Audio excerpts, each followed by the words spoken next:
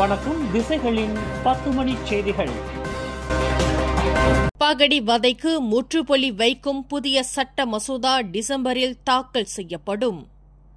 நாட்டில் அதிகரித்து வரும் பகடிவதை சம்பவங்களுக்கு ஒரு முற்றுப்புள்ளி வைப்பதற்கு அடித்தளமிடும் என்று எதிர்பார்க்கப்படும் பகடிவதை எதிர்ப்பு சட்ட மசோதா வரும் டிசம்பர் மாதம் நாடாளுமன்றத்தில் தாக்கல் செய்யப்படும் என்று சட்ட சீர்திருத்தங்களுக்கான பிரதமர் துறை அமைச்சர் டத்தோஸ்ரீ அசாலினா ஒத்மாசைட் தெரிவித்தார். இந்த உத்தேச சட்ட மசோதா மீதான நகல் தற்போது வரையப்பட்டு வருகிறது.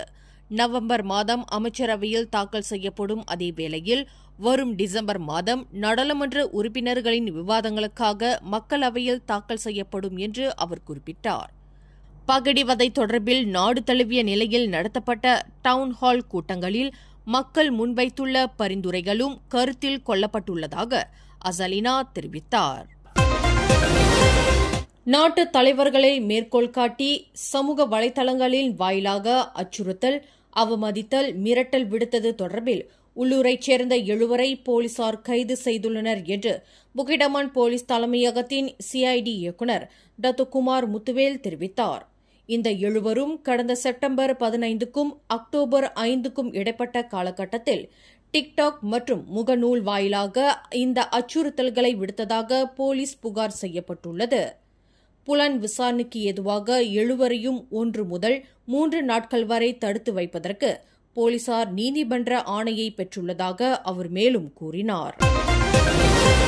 வரும் தீபாவளி திருநாளை முன்னிட்டு பெர்லிஸ் முதல் ஜொஹூர் வரை B40 தரப்பைச் சேர்ந்த இந்திய குடும்பங்களுக்கு உதவும் நோக்கில் தீபாவளி அத்தியாவசிய பொருட்களை உள்ளடக்கிய 11,600 கூடைகள் வழங்கப்படவிருப்பதாக தொழில் முனைவோர் கூட்டுறவு மேம்பாட்டுத்துறை துணை அமைச்சர் டத்தோஸ்ரீ ஆர் ரமணன் தெரிவித்தார். தொழில் முனைவோர் கூட்டுறவு மேம்பாட்டுத்துறை அமைச்சும் அமனா இக்தியார் மலேசியாவும் இணைந்து இந்த உதவிப் பொருட்களை வழங்கவிருப்பதாக டத்தோஸ்ரீ ரமணன் குறிப்பிட்டார். ஜாதி வகை அரிசி, சமையல் எண்ணெய், முறுக்கு மாவு, மசாலா வகைகள், பருப்பு உட்பட தீபாவளி திருநாளுக்கான பலதரப்பட்ட அத்தியாவசிய பொருட்களை உள்ளடக்கிய தீபாவளி அன்பளிப்பு கூடைகள் நாடு முழுவதும் பொருளாதார ரீதியாக பலவீனமான இந்திய குடும்பங்களுக்கு பெருநாள் காலத்தில் பேருதவியாக இருக்கும் அதேவேளையில் அவர்களை மகிழ்ச்சியில் ஆழ்த்தும் என்று டத்தோஸ்ரீ ரமணன் குறிப்பிட்டார். தாம் நாடாளுமன்ற உறுப்பினராக இருக்கும் சுங்கைபுலோ நாடாளுமன்ற தொகுதியில் நேற்று ஞாயிற்றுக்கிழமை தீபாவளி அத்தியாவசிய பொருட்களுக்கான அன்பளிப்பு கூடைகளை வழங்கிய நிகழ்ச்சியை தொடக்கி வைத்த பின்னர் செய்தியாளர்களிடம் பேசுகையில் டத்தோஸ்ரீ ரமணன் இதனை தெரிவித்தார். அனைவருக்கும் வணக்கம். இன்னைக்கு நம்மளோட பார்லிமெண்ட் சுங்கைபுலோல இருக்கோம்.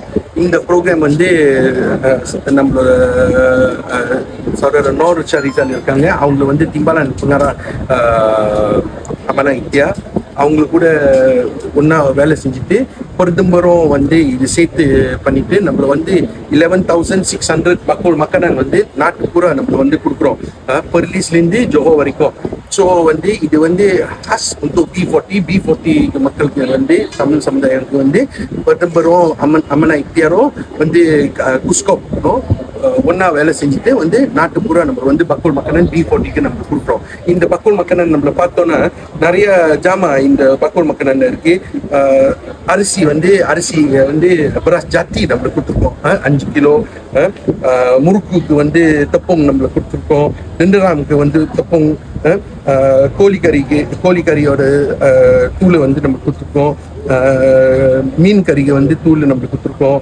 சர்போ சில்லி, கச்சாங் டால், மிஞ்சாக் பிஜிரட், சமைக்கிற எண்ணெய்க்கு எல்லாம் நம்மள இந்த பக்குள் மக்கனன் ஒரு நல்ல பக்குள் மக்கனன். இந்த தீபாவளி அன்பளிப்பானது பிரதமர் டத்தோஸ்ரீ அன்வார் இப்ராஹிம் தலைமையிலான மடானி அரசாங்கம் எந்தவொரு இனத்தையும் புறக்கணிக்கவில்லை என்பதையே காட்டுகிறது. இதற்காக பிரதமருக்கு நன்றியை தெரிவித்துக் கொள்வதாக டத்தோஸ்ரீ ரமணன் குறிப்பிட்டார். முன்னதாக சுங்கைபுலோ நாடாளுமன்ற தொகுதி சுற்று வட்டாரத்தில் வசிக்கும் 50 குடும்பங்களுக்கு தீபாவளி அன்பளிப்பு கூடை வழங்கப்பட்டது. அதேவேளையில் நாடு முழுவதும் இந்த உதவிப் பொருட்களை கொண்டு சேர்க்கும் 8 லாரிகளை டத்தோஸ்ரீ ரமணன் கொடியசைத்து வழி அனுப்பி வைத்தார். இந்நிகழ்வில் அமனா இக்தியார் மலேசியாவின் துணை இயக்குநர் நூர் ஷாரிசால் மஷரின் மற்றும் டத்தோஸ்ரீ ரமணனின் அந்தரங்க செயலாளர் டத்தோ பி அன்புமணி உட்பட முக்கிய பிரமுகர்கள் கலந்து கொண்டனர். வரும் 47வது ஆசியான் உச்சநிலை மாநாட்டை முன்னிட்டு அக்டோபர் 27ஆம் தேதி முதல் 28ஆம் தேதி வரை 2 தினங்களுக்கு ஸ்லாங்கூர் மற்றும் கோலாலம்பூர் ஆகிய பகுதிகளைச் சேர்ந்த 72 பள்ளிகளில் இயங்கலை மூலம் மாணவர்களுக்கு பாடம் நடத்தப்படும் என்று கல்வி அமைச்சர் ஃபடீல் நசீடிக் தெரிவித்துள்ளார்.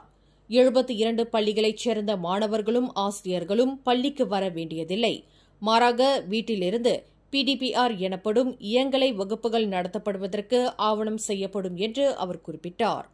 மாநாட்டை முன்னிட்டு உலகத் தலைவர்களின் வருகையினால் பல்வேறு சாலைகள் மூடப்படும் பட்சத்தில் சாலை போக்குவரத்து நெரிசல் ஏற்படக்கூடிய சாத்தியம் ஏற்படலாம் என்று எதிர்பார்க்கப்படுகிறது. எனவே அப்பகுதிகளில் உள்ள பள்ளிகளைச் சேர்ந்த மாணவர்களுக்கு இயங்கலை வகுப்புகள் நடத்தப்படும் என்று ஃபடீல் நசீடிக் தெரிவித்தார்.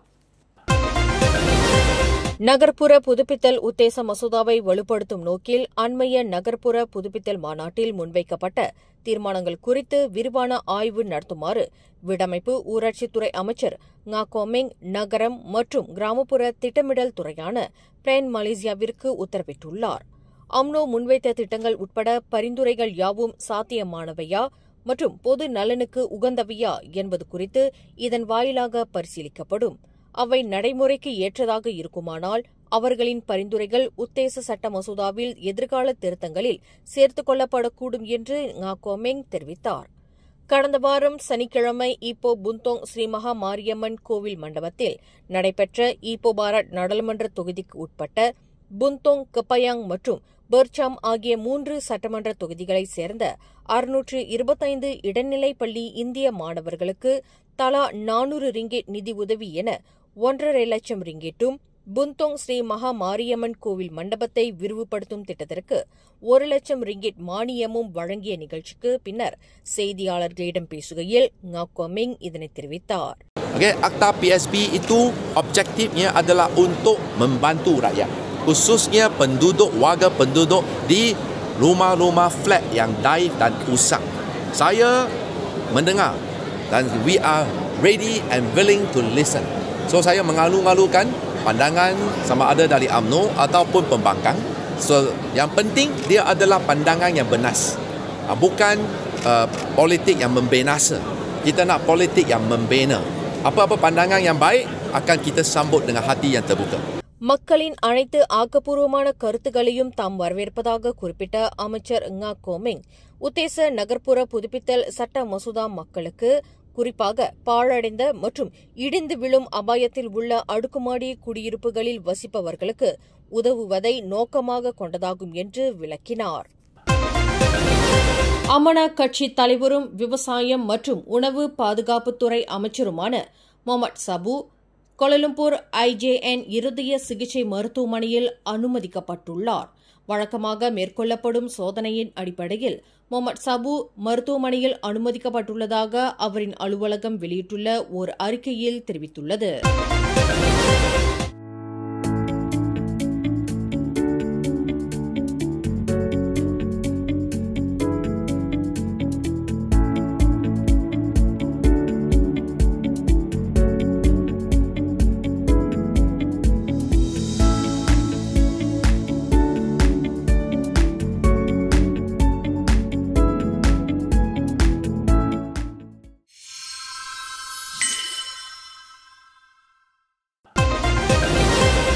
அடுத்த ஆண்டு தைப்பூச விழா பிப்ரவரி 2026 நடைபெறவிருக்கிறது.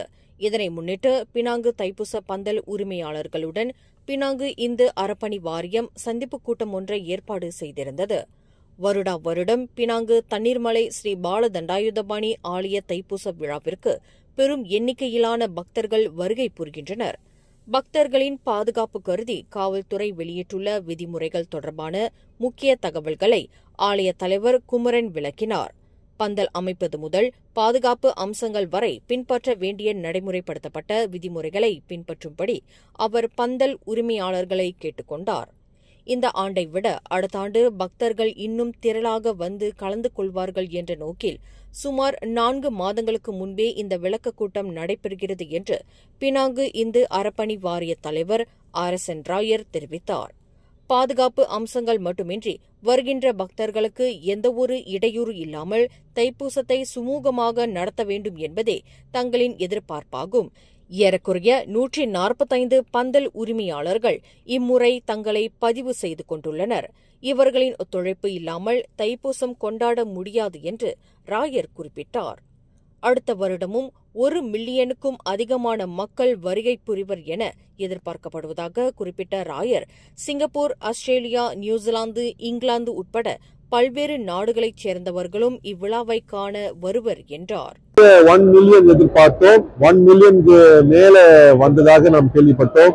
இந்த வருடமும் அடுத்த வருடமும் நிச்சயமாக அதிகமாக பக்த கோடி பெருமக்கள் வருவாங்க என்று கேள்விப்படுகின்றோம். ஏனென்றால் இப்போது பார்க்கும்போது கடா மாநிலத்தில் மட்டுமல்ல, ஸ்லாங்கூர் மட்டுமல்ல, ஜோஹர் மட்டுமல்ல, சிங்கப்பூர், ஆஸ்திரேலியா, நியூசிலாந்து, இங்கிலாந்து இங்க உள்ள பக்த கோடி பெருமக்கள் குறிப்பாக பினாங் தைப்பூசத்துக்கு வருவது ஒரு முக்கியமான ஒரு விஷயம் என்னவென்றால், அன்னதானம் எல்லாம் பந்தல்லையும் வழங்குகின்றார்கள். 3-4 நாளாக இந்து மக்கள் மட்டுமல்லாமல், இந்தியர்கள் மட்டுமல்லாமல் சீனர்களும் ஒன்றாக இணைந்து தைப்பூசத்தை கொண்டாடுவது இயல்பு. இந்த சந்திப்பு நிகழ்வில் வருடத்திற்கு ஒருமுறை தைப்பூச விழாவை கொண்டாடுகிறோம் என்றாலும் பாதுகாப்பான முறையில் கொண்டாடுவதே சிறப்பு என்று பினாங்கு காவல்துறையின் சிறப்பு பிரிவின் மேலாண்மை மற்றும் ஒருங்கிணைப்புத்துறை துணை ASP பூபதி தெரிவித்தார். தைப்பூச விழாவின் போது எதிர்பாராத சம்பவங்களை தவிர்ப்பதற்காகவே இத்தகைய விதிமுறைகள் அமல்படுத்தப்படுகின்றன என்பதையும் அவர் விளக்கினார். சுற்றுலாத்துறையைச் சேர்ந்த தனியார் தரப்பினர் நடத்திய மதுபான விருந்து உபசரிப்பு தொடர்பில் சுற்றுலாத்துறை அமைச்சர் டத்தோஸ்ரீ தியோங் கிங் சிங்கை குறை கூறுவதை உடனடியாக நிறுத்திக் கொள்ளுமாறு சுற்றுலாத்துறையைச் சேர்ந்த 3 சங்கங்கள் இன்று கேட்டுக் கொண்டுள்ளன. கடந்த அக்டோபர் 1 தேதி நடைபெற்ற அந்த விருந்து உபசரிப்பில் மதுபான பயன்பாடு இருந்தது குறித்து தொடர்ந்து வியாக்கியானம் செய்ய வேண்டாம் என்றும், சுற்றுலாத்துறை அமைச்சர் டத்தோஸ்ரீ தியோங்கை குறை கூற வேண்டாம் என்றும் அந்த சங்கங்கள் கூட்டாக வெளியிட்டுள்ள ஓர் அறிக்கையில் தெரிவித்துள்ளன. சட்டவிரோத வட்டி முதலைகளின் விவகாரத்தை கையாளுவதில் நிகழ்ந்ததாக கூறப்படும் முறைகேடு தொடர்பில் ஒரு போலீஸ் அதிகாரி மற்றும் ஒரு போலீஸ்காரர் ஆகியோர் கைது செய்யப்பட்டுள்ளனர். சட்டவிரோத வட்டி முதலைகள் தொடர்பில் புகார்தாரரின் பிரச்சினையை கவனிப்பதில் இருவரும் முறைகேடு புரிந்துள்ளனர் என்ற சந்தேகத்தின் பேரில் அவ்விரு போலீஸ்காரர்களும் கைது செய்யப்பட்டுள்ளதாக ஸ்லாங்கூர் மாநில போலீஸ் தலைவர் டத்தோ ஷாஸ்லி கஹார் தெரிவித்தார். மனுஜோதி இன்டர்நேஷனல் அமைப்பின் சார்பில் ஸ்ரீமந்த் நாராயணர் ஸ்ரீ லஹரி கிருஷ்ணாவின் ஆன்மீக பார்வையில் திருக்குறள் குரல் ஓசை 1 எனும் நூல் வெளியீட்டு விழா பினாங்கு மாக்மண்டேன் தமிழ்ப்பள்ளி மண்டபத்தில் சிறப்பாக நடைபெற்றது. திருநெல்வேலியில் அமைந்துள்ள மனுஜோதி ஆசிரமத்தின் சார்பில் மலேசியா ஸ்ரீ லஹரி கிருஷ்ணா தியான நிலையம் பேரவை உறுப்பினர்கள் விழாவை சிறப்பாக ஏற்பாடு செய்திருந்தனர். இவ்விழாவில் பினாங்கு மாநில வீடமைப்பு மற்றும் சுற்றுச்சூழல் ஆட்சிக்குழு உறுப்பினர் டத்தோஸ்ரீ சுந்தர்ராஜு சோமு அதிகாரப்பூர்வமாக புத்தகத்தை வெளியீடு செய்தார். ஜனார் ரிசோர்ஸ் நிறுவனத்தின் நிர்வாகத் தலைவர் டத்தோஸ்ரீ ஆர் அருணாச்சலம் முதல் நூலை பெற்றுக் கொண்டார். ஒரு இனம் வாழ வேண்டும் என்றால் அதன் மொழி வாழ வேண்டும், அந்த மொழியை வாழ வைக்க எழுத்துரை வாழ வேண்டும், எழுத்துரை வாழ்ந்தால்தான் எழுத்தாளர்கள் வாழ முடியும். இந்த திருக்குறள் புத்தகம் ஆன்மீக பார்வையில் எழுதப்பட்டுள்ளது. ஆன்மீக பார்வையில் திருக்குறள் ஒரு புதுமையான நோக்கம் என டத்தோஸ்ரீ சுந்தர்ராஜு புகழாரம் சூட்டினார். ஸ்ரீ லஹரி கிருஷ்ணா தியான நிலைய மலேசியா பேரவை உறுப்பினர் எஸ் மாரிமுத்து கூறுகையில், ஆன்மீக பார்வையில் திருக்குறள் என்ற புத்தக வெளியீடு மனுஜோதி ஆசிரமம் சார்பாக அனைவரின் ஒத்துழைப்புடன் இந்த விழா சிறப்பாக நடைபெற்றுள்ளது. இலவசமாக கொடுக்கப்பட்டது, அதை சந்தோஷப்பட்டார்கள். அதை மதித்து மறுபடியும் இந்த ஃபங்க்ஷனுக்கும் வந்திருக்காங்க. எல்லாருக்கும் நன்றி செலுத்துறோம். ஒரே நேரத்துல இன்றைக்கு நடக்கிற நிகழ்ச்சி 43 இடத்துலயும் நடக்குது. ஆக்சுவலி 4 நிகழ்வு ஏற்கனவே 2ஆம் தேதி நடந்தது. மிச்சம் ஒரு 38 இன்னைக்கு நடக்குது. திருநெல்வேலியில அடுத்த வாரம் நடக்குது ஒண்ணு. மொத்தம் 43 இதே ஃபங்க்ஷன் நடக்குது. ஜாதி, இன, சமயம், மொழி வேறுபாடின்றி ஒன்றே குலம் ஒருவனே தேவன் என்ற தத்துவத்தை போதிக்கும் மனுஜோதி ஆசிரமம் ஆன்மீக ஒற்றுமை, மனிதநேயத்தை வளர்க்கும் நோக்குடன் பல்வேறு முயற்சிகளில் ஈடுபட்டு வருகின்றது. இவ்விழாவில் பினாங்கு மாநில தமிழ்ப்பள்ளி தலைமை ஆசிரியர்கள், மலேசிய இந்து சங்கம் பட்டவத் மற்றும் புக்கெட் மிர்தாஜாம் பேரவை, பல்வேறு சமூக அமைப்புகள், தொழிலதிபர்கள் ஆகியோர் கலந்து கொண்டதோடு அவர்கள் அனைவரும் மனுஜோதி ஆசிரமம் சார்பாக கௌரவிக்கப்பட்டனர். விழாவில் பங்கேற்ற அனைவருக்கும் இப்புத்தகம் இலவசமாக வழங்கப்பட்டது குறிப்பிடத்தக்கது. மேலும் நாடு முழுவதும் உள்ள தமிழ் பள்ளிகளுக்கும் இப்புத்தகம் இலவசமாக வழங்கப்படும் என்று ஏற்பாடு குழுவினர் தெரிவித்தனர். KK சூப்பர்மார்ட் மற்றும் RHP இஸ்லாமிய வங்கி பர்ஹாட் ஆகிய நிறுவனங்கள் ஒன்றிணைந்து ஒரு திட்டமிட்ட ஒத்துழைப்பு மேலாண்மை ஒப்பந்தம் ஒன்றில் கையெழுத்திட்டுள்ளன. இதன் மூலம் மாணவர்களின் நிதி நலனுக்கு ஆதரவளிக்கும் நோக்கில் மர்ச்சன்ட் ரிவார்ட்ஸ் கேம்பெயின் என்ற வணிகர் பரிசு திட்டமும் தொடங்கப்பட்டுள்ளது. இந்த ஓராண்டு கால திட்டம் 2025 ஆண்டு அக்டோபர் 1 தொடங்கப்பட்டது. இதன் மூலம் RHP My Siswa debit card ஐ மற்றும் RHP My TVET KPM debit card ஐ பெற்றுள்ள மாணவர்கள் KK ரிவார்ட் மொபைல் பயன்பாட்டின் மூலம் ஒவ்வொரு பரிவர்த்தனைக்கும் இரட்டிப்பு KK நாணய பரிசுகளை பெறலாம்.